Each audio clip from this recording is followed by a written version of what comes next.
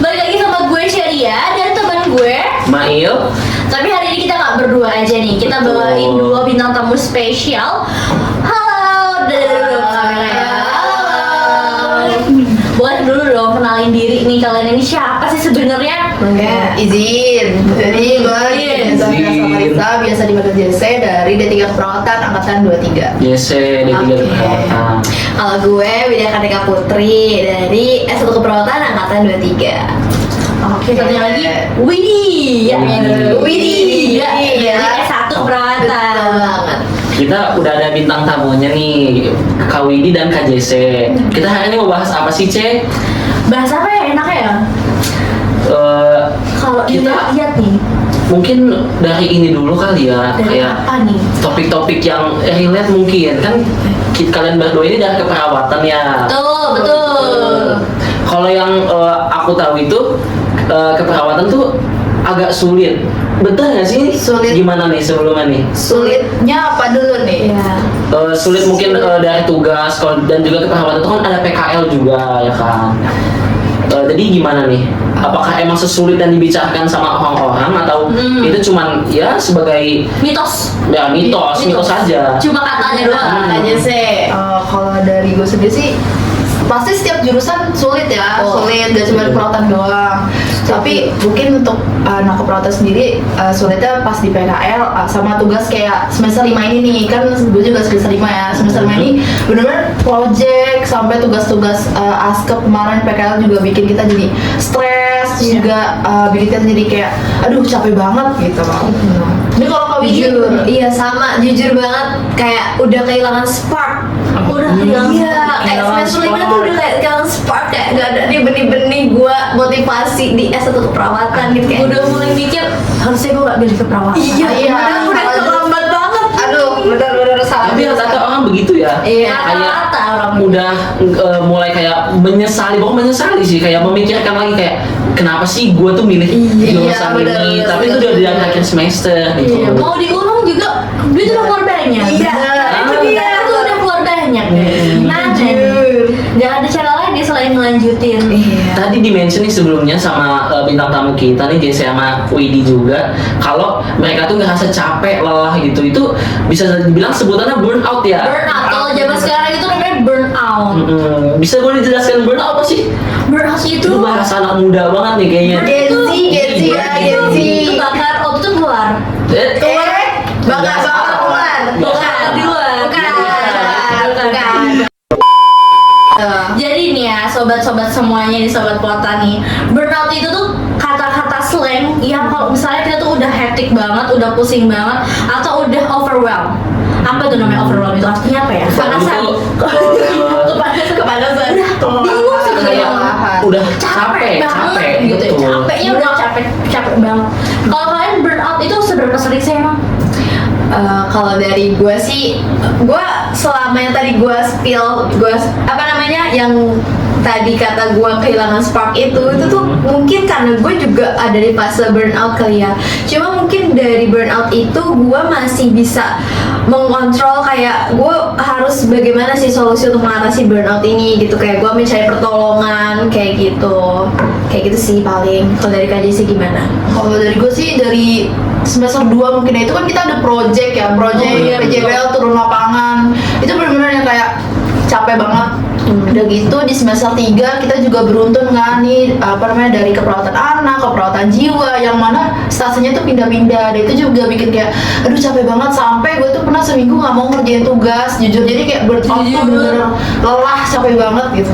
Ya jadi capeknya tuh bukan cuma di fisik kali ya, tapi juga kayak sampai ke batin, sampai ke mental kita tuh kena Iya, juga. capek mental ya bisa dibilang Sampai ya. mental breakdown.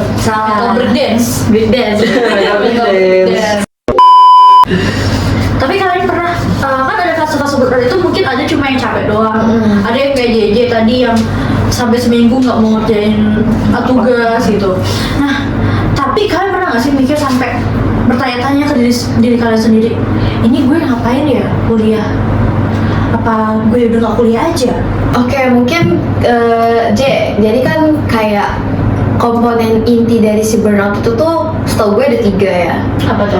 Yang pertama itu ada kelelahan emosional, terus juga dilanjut sama depersonalisasi atau kayak menarik diri, gitu, skeptis gitu, kayak males gitu ketemu sama perkuliahan apapun tentang perkuliahan kayak gitu. Terus yang terakhir itu merujuk ke penurunan prestasi pribadi kayak gitu. Terus kalau misalkan kata Cherry tadi, pernah nggak sih ngerasa kayak ngapain sih gue kuliah gitu kan? Pernah banget. Apalagi ketika gue di fase yang udah kehilangan spark. Kayak tadi, kayak gue cuma menjalani kuliah itu sekedar datang, dengerin, pulang, udah. Gak ada tuh spark-spark kayak dulu, kayak semester awal. Kayak lagi happy-happynya gitu kan, kumpul bareng temen, kayak gitu-gitu. Kayak gak mau gitu pulang dari kampus. Tapi sekarang tuh kayak udahlah males gitu loh. Kayak capek, muak gitu. Bener-bener, gue yang fase menarik diri itu menurut gue bener sih, gue setuju karena selama gue burnout yang gue bilang tadi seminggu gue nggak mau ngapa-ngapain tuh gue juga nggak mau ke WA, gue juga nggak mau ketemu orang, bener-bener di kamar ya udah gue main HP, mau DND, bener-bener kayak ya udah gue sendiri aja gitu, kayak pengennya tuh ya udah me time gitu. Iya. Jadi kayak bisa dibilang kalian tuh ketika lagi fase burnout pengennya lepas gitu ya dari apa yang bikin kalian tuh burnout itu. Betul Betul sih. banget. Gue juga pasti pernah ngerasain hal itu. Sering Iya. banget. Kayaknya setiap hari deh. Setiap hari. Setiap hari gue Kalau setiap hari mah bukan burnout, itu kayak malas kayaknya lebih malas sih. Setiap hari gue mau kuliah dan gue mau kerjain tugas. Dan malas aja. Jadi malas sama burnout itu beda ya. Iya. Iya bisa. Kalau malas itu kayak gue yang setiap hari, tapi kalau burnout itu mungkin beberapa aja ada di fase-fase tertentu, kayak misalnya lagi fase-fase UAS nih kayak sekarang kan, minggu tenang yang nggak tenang ini, minggu tenang. Terus kalau misalnya mungkin lagi banyak project gitu, tapi kalau setiap hari itu namanya bukan burnout ya guys, namanya males. Kayak gue males, kayak Mail juga burnout atau males ya? Tapi nih selain dari kalian yang ngerasain burnout, di teman-teman kalian atau mungkin di keluarga kalian, kayak kalian kan keperawatan teman-teman kalian juga di lingkungan yang sama, itu mereka juga ngerasain burnout juga nggak sih? Gak ada pernah curhat-curhat kali ya. Gue burnout banget nih, gue pusing deh. Oke. Gue ada sih cerita jujur. Apa tuh? Gue ada. Mungkin emang di semester ini juga ya. Kayak kasus burnout dia itu memang bener-bener yang kayak lu Jay tadi, yang bener-bener gak ngerjain tugas, even tugas kelompok aja dia gak kerjain gitu. Kayak dia tahu, dia sadar diri kalau dia tuh lagi males gitu kan, tapi dia tuh nggak bisa mencari solusi untuk mengatasi si burnoutnya itu. Jadi lebih kayak apa ya, jatuhnya tuh ke mekanisme coping maladaptif gitu loh. Oh iya. Iya, jadi Iya, kayak betul. dia tahu burnout tapi malah menarik diri, kayak terus juga ngerjain tugas, tapi dia sadar dia burnout gitu loh. Tapi akhirnya karena kitanya sadar, teman-teman lingkungannya sadar dan peka gitu kan ya, kalau misalkan nih orang kok jadi beda gitu kan, dari cara kinerjanya, mungkin dari cara sifatnya juga gitu berpengaruh kan, perilakunya itu kita peka banget. Terus akhirnya kita tanyakan lah ke dia, karena kan gimana ya, kasihan juga kan teman kita gitu. Terus akhirnya di situ dia mulai terbuka kayak gitu sih. Oh, berarti bisa dibilang juga kalau, tapi mungkin ini nggak di semua orang ya. Kalau orang yang kena burnout itu ada beberapa yang sadar kalau dia tuh lagi burnout. Betul. Tapi mungkin kayak kalau di orang yang awam mungkin misalkan itu dia masih belum tahu kalau dia tuh di fase burnout. Nah, buat kita kayak cara pekanya dan mengatasinya tuh gimana sih? Kan bisa dibilang kalian berdua ini udah melewati fase itu, ya kan? Terus untuk penanganannya kayak gimana cara kalian tuh ngelewatin jalan yang struggle ini gitu, dari fase-fase burnout itu ke yang lebih baik kayak seperti sekarang? Kalau dari gue, dulu gue nggak tahu ya burnout itu apa gitu. Gue nggak tahu itu fase apa, gue nggak tahu. Maksudnya gue taunya gue capek gitu. Gue capek, gue nggak mau ngapa-ngapain, gue kayak ya udah gitu. Kalau misalkan cara pekanya ya pasti kita ngerasa nggak sih kayak ya ampun capek banget gak sih gitu. Terus nggak mau ngapa-ngapain, hari ini pengennya tidur gitu. Nah, gimana cara gue ngelepas dari struggle itu? Yang pertama, kita me time. Gue ngelakuin apa yang gue suka gitu. Karena dulu gue bener-bener anak yang Sabtu Minggu tuh dipakai buat nugas Sabtu Minggu buat tugas jemputan yatim tuh toxic juga loh, gak bisa kayak gitu. Kita tuh harus yang kayak nyediain waktu buat diri kita gitu. At least seenggaknya makan sambil nonton tuh beneran ngaruh buat kita Senikmat itu loh. Iya gitu, kayak ada waktu kita nonton lah apa misalkan Doraemon, Boy kartun gitu, iya gitu, Winda. apa yang kita suka. Dan misal Sabtu Minggu kita inilah luangin waktu at least buat main sama teman-teman kita gitu. Dan jangan di dalam pertemanan itu kita ngomongin pas lagi main tentang materi yang biasa gitu bahasa itu yang bikin kita Jadi yang ada malah kayak main bukannya lepas malah Iya, sambat. malah- Apalagi kalau habis ujian tuh ya, suka pada nanya, tadi kalian jawaban ini tuh apa? Nah, Itu lucu banget sih. Itu Please. bisa dibilang membebani lah ya. Please, nanti Easy nih dulu, buat nanti hal-hal dulu. kayak gitu nih. Izin loh, nanti aja dibahasnya, nanti juga sama dosen saja. Iya, tapi kalau menurut gue ya, Cher sama Nail, jadi kita itu kan ada yang namanya emotional coping mekanisme, Iya. fokus coping, sama ada yang problem fokus copingnya gitu kan. Jadi kalau misalkan ke problemnya itu mungkin kita bisa ngatasinnya itu kayak misal kita udah tahu nih kita burnout, terus kita burnoutnya misal gara-gara ya itu tadi kayak mulai udah kehilangan spark gitu kan. Terus kita mungkin bisa nih atur jadwal sepadat mungkin tapi bukan yang bikin jadi keteteran juga. Jadi lebih ke yang kayak balance gitu nggak Berarti sih? harus time manajemennya. Iya, manajemen time ya betul. Terus udah gitu juga kalau misalkan dari segi emotional coping mekanismenya kayak udah ya kayak tadi lu Jay, kayak misal lu udah tahu burnout, kalau misalkan emang lu butuh waktu buat sendiri ya nggak apa-apa. Take your Itu nggak time. egois. Iya betul. Oke. Nggak apa-apa banget. Kayak lu mau ya tadi dengan me time lu untuk nggak ketemu sama orang lain karena emang butuh diri sendiri dan kayak butuh D&D dari diri lu gitu ya. Jadi kayak ya nggak apa-apa sih, nggak egois gitu. Selagi lu nya nggak yang termasuk ke isolasi sosial gitu loh. nggak sampai kok. Iya. Nggak sampai. Gitu Berarti sih. ini C ya, kita bisa dibilang burnout itu salah satu isu kesehatan mental ya di zaman sekarang ini. Isu Ya. kesehatan mental dan itu tuh menurut gue ya burnout itu hal yang wajar banget sih. Cuma kalau misalnya sampai lo itu nggak bisa ngatasin burnout lo dan sampai akhirnya malah jadinya ke depresi atau gejala depresi, nah itu udah bukan jadi hal yang wajar. Iya, betul banget. Justru harus dirujuk nggak sih untuk Iya. kita coba cek ke psikolog ataupun psikiater. Dan by the way kan di kampus kita juga ada psikolog gratis ya yang bisa buat ngatasin burnout kita. Jadi lo nggak perlu untuk sakit mental atau gimana-gimana, bahkan cukup lo sekedar burnout aja, lo pengen curhat, biar gimana nih burnout gue itu teratasi. Nggak Itu apa-apa banget ya. Bisa banget konsultasi ke psikolog di kampus kita. Tapi kalian pernah nggak nyobain fasilitas itu? Aduh, dari gue sih belum ya, karena Jujur, baru tahu sekarang gitu, baru tahu sekarang gitu. Thanks lo infonya, makasih banyak.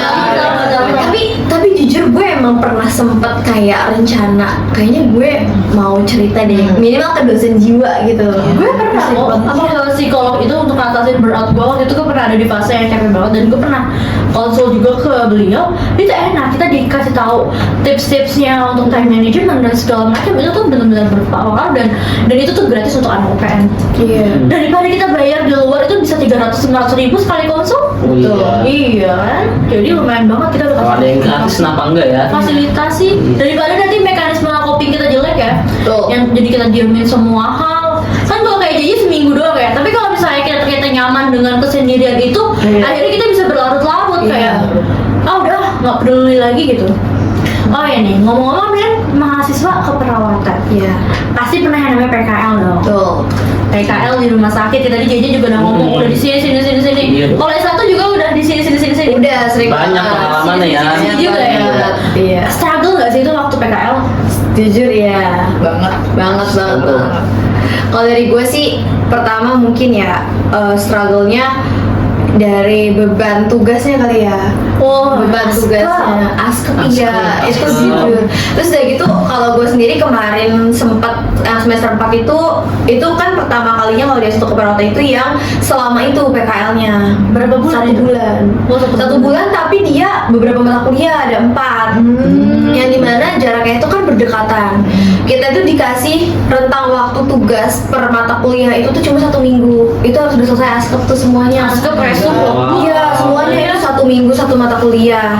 Nah itu sedangkan ada 4 tuh. Nah itu bener-bener yang kayak muak banget, terus ditambah dari perseptor klinisnya CI.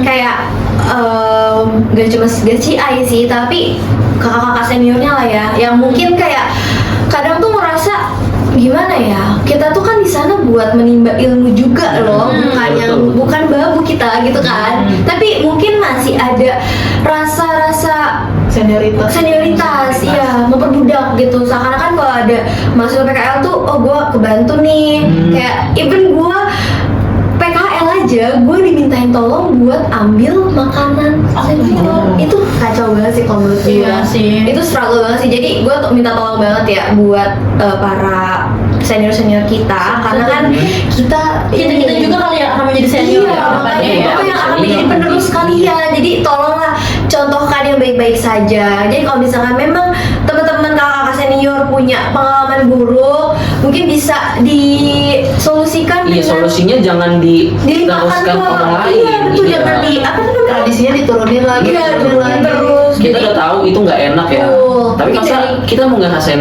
orang lain Iya. apa yang kita rasain juga kan? Betul banget. mungkin dari kita ya, kita mulai ya, kita mulai dari rubah. kita nanti, semoga nih kita semua jadi perawat waktu di rumah sakit itu enggak kayak gitu.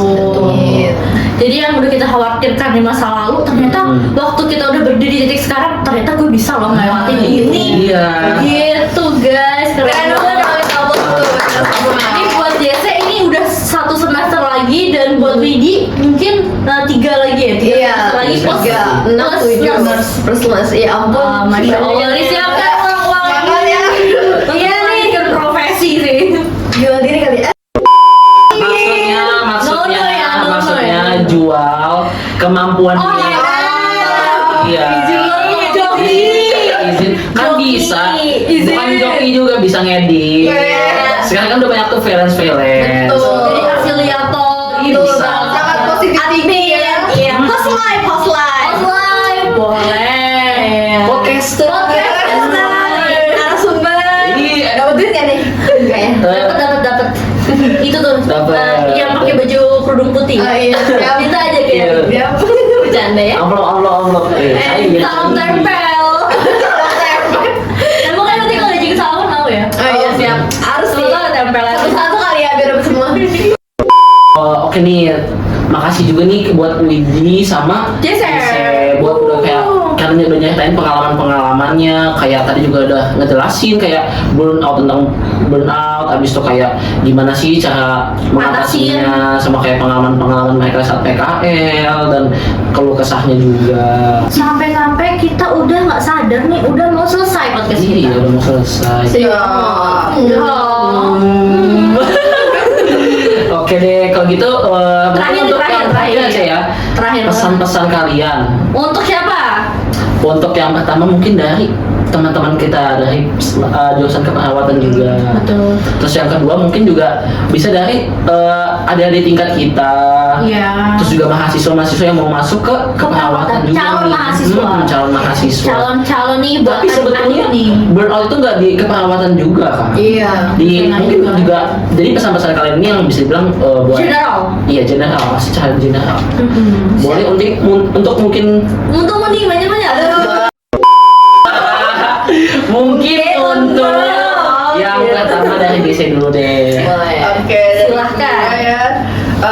Buat semuanya mungkin semangat, karena apa yang kita lalui itu bakal jadi momen gak sih? Kayak sekarang nih kita bisa ngasih cerita gitu, itu kan sebuah momen, pengalaman kita dari pengalaman.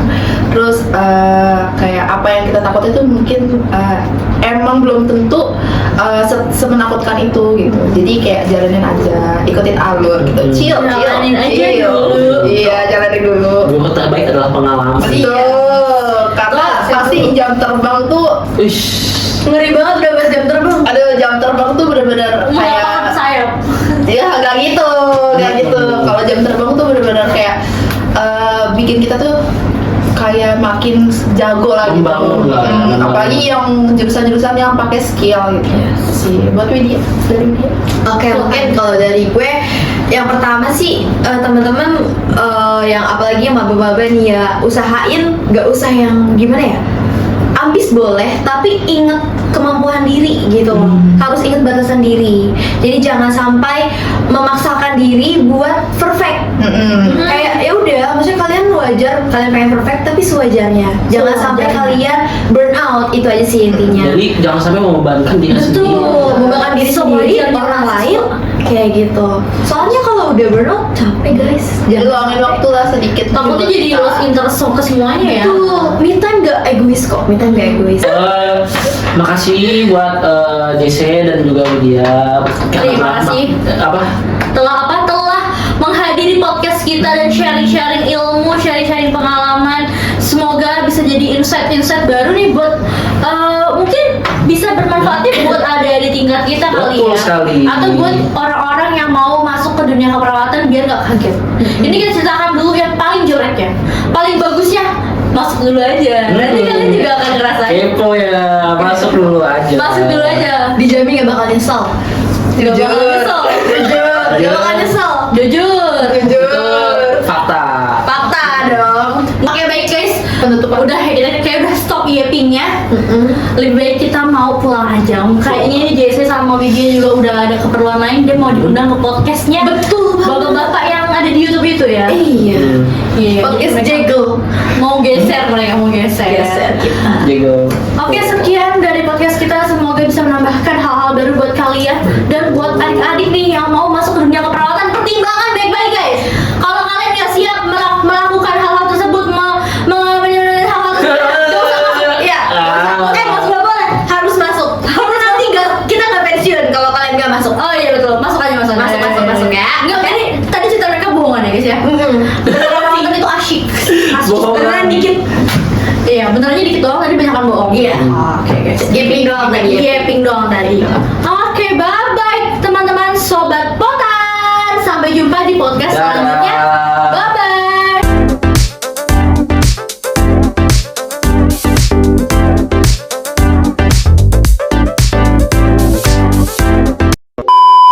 Baca doa dulu ya.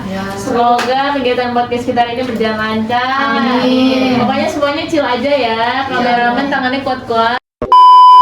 Let's go. Let's go. 1, 2, 3. Halo guys. semuanya. Allah. Salam tempel. Tapi emang seru banget sih itu. Namanya PKL tuh seru sih sebenarnya ya. Tapi tugasnya enggak ya. Bocil-bocil kematian. Gue sebagai tukang sapu. Shit, jual diri. Oke, gue belokin. Jual. Pokoknya sewajarnya mahasiswa aja kids. Mungkin ada pesan-pesan juga mungkin untuk ini untuk Pak Presiden